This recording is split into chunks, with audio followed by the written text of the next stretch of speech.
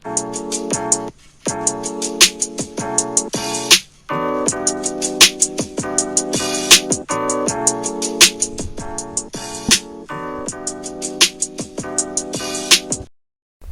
up guys, Starkey here, back with another video.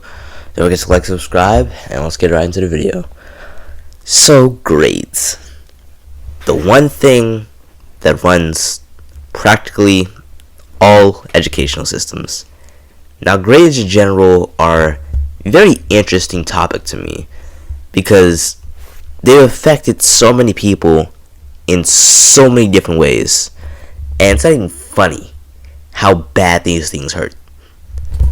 Grades have to be one of the most single evil creations to ever exist within the educational system.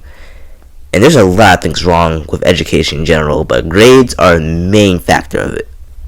They're like the most biggest evil to ever exist within education in general. And I'm going to explain to you why. To get this video started off with, comment down below what your grades are looking like right now.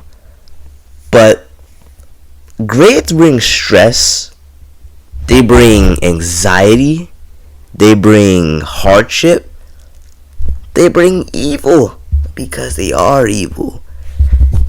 I know so many different people whose parents in general, to be honest with you, have been really hard on them and have gone down so hard because our grades are horrible. And there's some parents who get mad at their children if they have a B, a little B.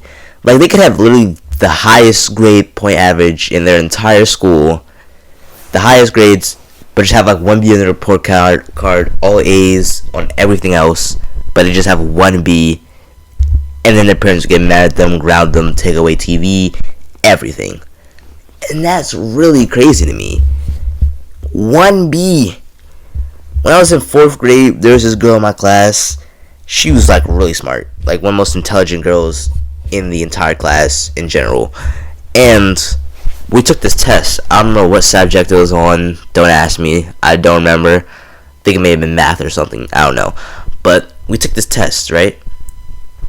And everybody's getting their test back. I don't remember what I got on the test. Probably like a C or something because I suck at math. But we get a test back and she starts crying because she got a B. No. She got a 90. She got a 90 on the test, I believe, if I remember correctly. She got a 90 on the test and she started crying. And she is of African origin. And I know a lot of you people who have African parents, their parents don't play when it comes to grades. I know that for a fact. So that's why she was crying, because her parents were so strict on her about getting good grades that a 90 would not be acceptable for them. And that's what makes grades so evil. They influence children, and then in return, their parents influence them, and when they get older, it starts a cycle over and over again to the point where perfection is needed for these people and these kids. There's this weight of perfection that stems over all students that they have to do this, or if they don't get a good grade, they're just gonna fail in life. That's what basically grades are, and it's really dumb to me. There's other methods of testing someone's intelligence. You could be really bad at school but be incredibly intelligent at the same time, or just have a low work ethic. But when your grades look like all F's and D's, nobody's going to say that. When you look at it, somebody's just going to say, oh, that kid must be stupid, and he just doesn't do anything. But it's not true, because I know a lot of really intelligent people that have extremely horrible grades. And it's really dumb, because the school system won't do anything about it. And most public schools too. And that's what makes it really, really, really stupid to me in general. And not only that, it sets a standard, because it sets a superiority. Like, some people have higher grades and then they get on you for it and make fun of you, cause depression for giving kids, stuff like that. It's just dumb in general. And let me tell you about the genius by the name of William Farish, who is credited with the invention of grades in a GPA system in general. Apparently, he created it to take on more kids, a way of taking on more students in school in general. That's back in apparently it was first implemented at the University of Cambridge in 1792. So that's when grades were first started.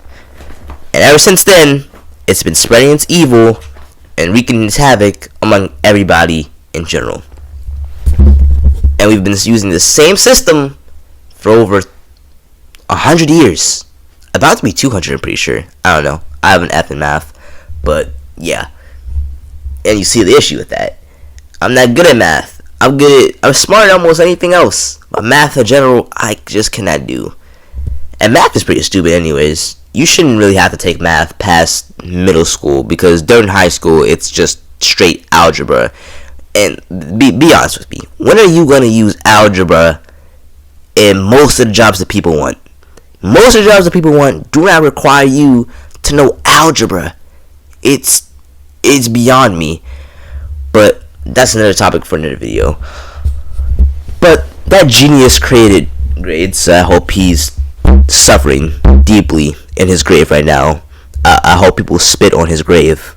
That's what I hope right now. I hope people spit on his grave every time they walk past it, because I hope he's happy. I hope he's happy wherever he is, knowing that he personally caused the suffering and misery of kids, millions and millions of kids around the world. I hope he's happy with himself right now.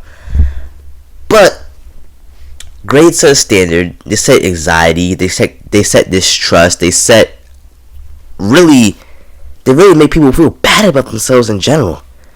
There's other ways of implementing the test of knowledge, like I said before.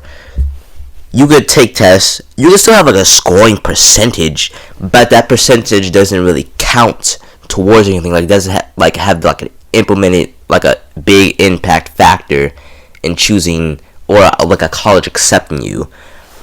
That could be a factor of a really smart college, but most colleges, it shouldn't be implemented where you look at someone's grades and then you tell. That's one of the deciding factors. There should be a different way. I don't know how. I'm smart, but I'm not that crazy smart when it comes to innovative things like that. But it's a different factor system to test somebody's knowledge and general overall intelligence level of something. So let's say you get a bad grade on a test. Or you're a bad percentage rather. That doesn't mean that you fail the class or you're doing bad in the class. That just means that you go to a separate room or something like that, or a separate teacher, a whole separate teacher. Let's do that. There'd be 2 teachers for each grade. Be a separate thing for 2 teachers. There'd be a separate thing for 2 teachers, right? Each grade has 2 teachers. One is the main class, and the other one is the reclass. Not reclass as in the whole entire year, but reclass as in if you don't do good for a couple of tests or quizzes based on what you're learning currently, then you have to go to the other class for a little bit, and that teacher is going to teach those specific people who aren't really getting the concept of what you're learning a different way. And once they start to understand it, and they keep on failing the class, they keep on going with it until they get the concept. And once you get the concept, you get sent to the upper class so that you go off the next concept, and so forth and so on. That way, kids actually learn something, and it's not just straight stress, because you don't actually fail the class most of the entire semester or quarter. Instead, you just need more help with something, because that's what bad grades usually mean. Just means you need more help with a certain concept. You're not getting something, or something's not clicking, and that's what really should be in systems. But no, the educational system in general has been practically the same for about 200 years. And basically nothing has changed about it. It's the same thing over and over again with schools and high school and college, and it's dumb in general. Now, don't get me wrong.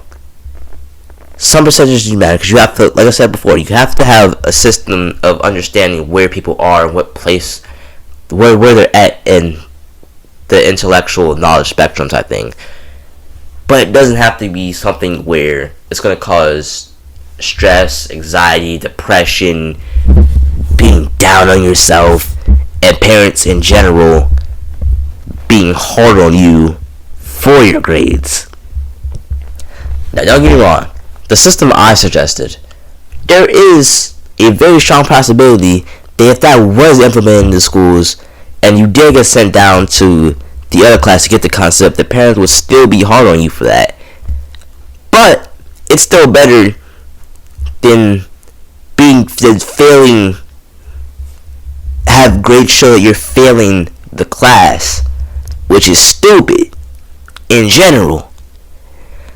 But that's basically what I have to sum up this entire video. Grades are stupid, grades are evil.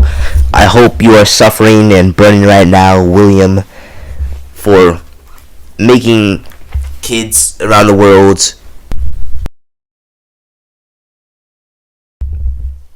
feel down on themselves and suffer. I hope he's suffering right now in his grade right now.